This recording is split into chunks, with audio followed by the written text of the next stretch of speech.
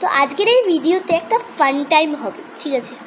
তো এই ফান টাইমে একটা বাংলা গল্প থাকবে। সেই গল্পটা কার লেখা?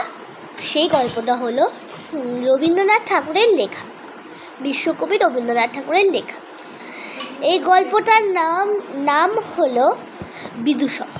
তো এবার তোমরা বলছো বিদূষক নাম, তোমরা বলবে যে বিদূষক কে? আর কেউ তো জিজ্ঞাসা করতে পারবে না যে বিদূষক কে। তো বিদূষক হলো একজন যারা হাসায়, সবাইকে হাসায় আর নিজেও হাসে, এটা হলো বিদূষক, ঠিক আছে? তো এটা তোমরা বলবে যে খুবই ইন্টারেস্টিং, ঠিক আছে? তো চলো গল্পটা শোনাই, ঠিক আছে? কাঞ্চির রাজা। এক সময় অনেক দিন আগে একটা রাজা ছিল, তার নাম ছিল কাঞ্চির রাজা। কাঞ্চির রাজা তিনি কাঞ্চির থাকতেন, আর তিনি কাঞ্চির রাজা তাই জন্য বলতেন। তো কাঞ্চির রাজা কর্ণাটের সঙ্গে যুদ্ধ করতে গেল, ঠিক আছে?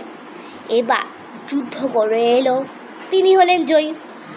এবার কাঞ্চির রাজা যুদ্ধ করে এলো, এবার তিনি জিতে গেছেন, তার খুব খুশি হচ্ছে। তারপর তিনি ওই কর্ণাট থেকে হাতির দাঁত, সোনামানিক, চন্দন এগুলো নিয়ে এসলো। তখন ওই দিনে হাতির দাঁত, চন্দন, সোনামানিক মানে খুব খুব ডিমান্ড ছিল, খুবই ভালো, ওটা নিয়ে এলেন, সরি, ঠিক আছে? তারপর নিয়ে এসে পথের ধারে একটা বলেশ্বরের মন্দির ছিল, তো সেখানে পুজো দিলেন, রক্তে ভাসিয়ে তিনি পুজো দিলেন। এবার পুজো দিয়ে আস্তে আস্তে দেখলেন আমবাগানের নিচে ছেলেরা বসে খেলা করছে। তিনিও ভাবলেন যে কি খেলা করছে ওরা, চলো দেখেই আসি। তিনি এটা মন্ত্রীকে বললেন, তেনা যে মন্ত্রী ছিল, আর হ্যাঁ, তিনি মন্ত্রী আর বিদূষকের সাথে যাচ্ছিলেন। তো তিনি বললেন যে দেখেই আসি ওরা কি খেলছে। তো ওই কাঞ্চির রাজা ওই বাচ্চাদেরকে বলল যে এই তোমরা কি খেলছো? ওরা বলল যে আমরা 2 সারি পুতুল সাজিয়ে যুদ্ধ খেলছি, যুদ্ধ মানে যুদ্ধ এরকম করে খেলছি। বলল যে বেশ। তারপর বলল যে তোমরা কার সঙ্গে কার যুদ্ধ? রাজা এটা বলল, ঠিক আছে? তো ছেলেরা বলল যে কর্ণাটের সঙ্গে কাঞ্চির যুদ্ধ। এবার কাঞ্চির রাজা বলল যে কার জিত আর কার হার।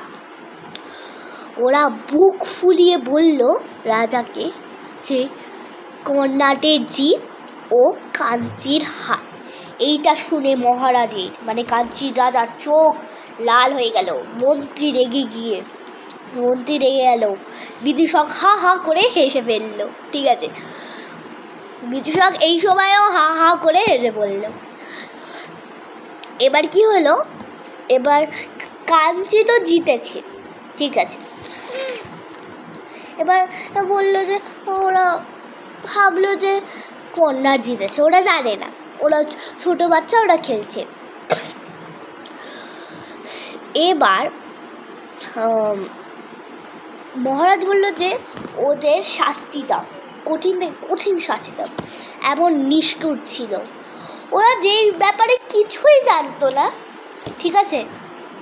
কিছুই জানতো না, কিন্তু মহারাজ কি বললো যে শাস্তি দিই। তো সেনাপতি আসলো, সেনাপতি বললো যে মহারাজ এই গ্রামে শৃগাল কুকুর ছাড়া ওদের আর কোনো ভাষা নেই। তো সেখান থেকে ওই ছেলেদের মা বাবারা ছুটতে আসলো, ওরা বললো যে ক্ষমা করে দিন, ওরা অবুঝ, ওরা কিছু জানে না, তাই ওদের ক্ষমা করে দিন।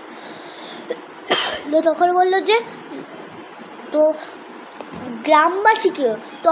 গ্রামবাসীকেও পানিশমেন্ট মানে শাস্তি দিল। সেনাপতি সেনাপতি ওদের হত্যা করে দিল, মানে পুরো গ্রামটাকে হত্যা করলো এইটুকু বাচ্চাদের ভুলের জন্য।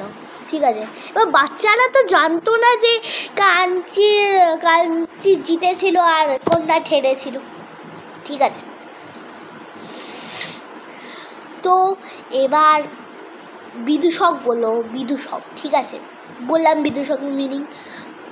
বিদূষক বললো, মহারাজ আমি আর এই সবাই থাকবো না, রাজসভায়।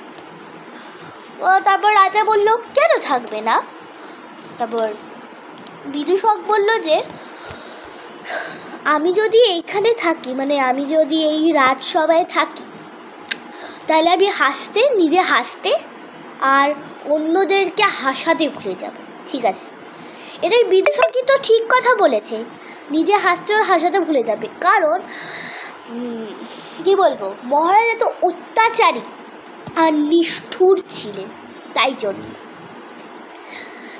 জন্যই বিদূষক এটা ছেড়ে যেতে চাইল। তোমরা তাই কেন বুঝলে? তোমরা কেন এই বিদূষক এই চ্যাপ্টারটা, এই গল্পটার নাম কেন দেওয়া হলো? এই জন্য মেন রিজন হলো এটা। তো এখানে আমরা দেখতে পাচ্ছি যে কাঞ্চির রাজা কতটা নিষ্ঠুর ছিলেন। ঠিক আছে, কতটা নিষ্ঠুর। তো আজকের জন্য টাটা, বাই বাই। আর একটা নিউ ব্লগ নিয়ে আমি আবার চলে আসবো। টাটা।